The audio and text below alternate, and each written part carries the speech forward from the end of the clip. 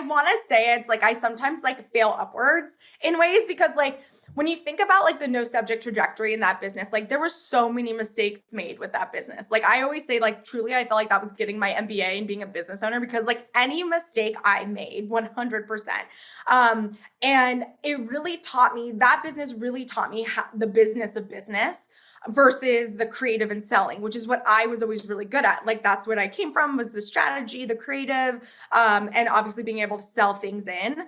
The actual like invoicing ops, like scaling, like processes, like not great at. Like I was like, everything's in my brain.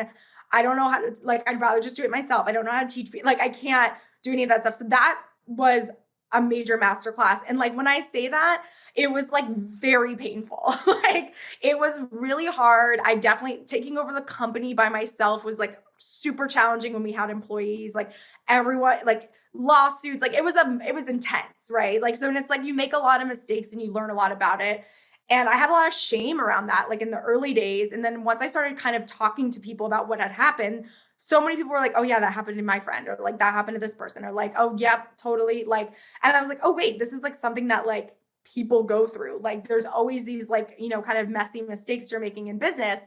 And that was really how Create and Cultivate started. So basically like by wanting to have a community of entrepreneurs and women and freelancers and stuff that were kind of going through the same thing, I started Create and Cultivate of like getting women together. It was never intended to be a business. It was more just like a community building thing. And like, you know, I knew how to throw events and I wanted to kind of just see like, can we do cool things through the agency? And like that took on a life of its own and really kept kind of parallel pathing to the agency. But again, never made money, but it was like this thing that people loved and like really gravitated towards both as consumers and as brands. And I was like, huh.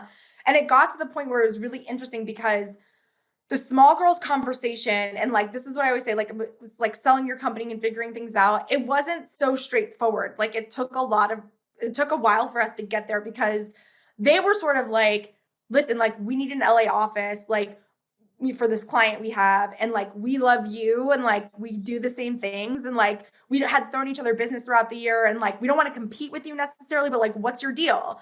And I was sort of like, you know, again, this conversation took like 3 years before it got done, like the actual deal.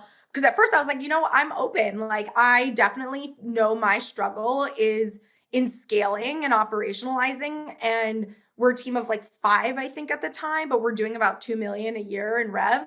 And they were like 30 and like way, way bigger and way more structured than we were. So I was like, this does feel like a good fit for us to be able to like scale and grow. And it was really about defining out my role. Like, so while that was happening over years of conversation, Create and Cultivate kind of took on a life of its own. I started a joint venture with my business partner on Create and Cultivate. It was like, hey, let's take a leap of faith, see what happens. Worst comes to worst, it's like nothing happens and we like shut it down.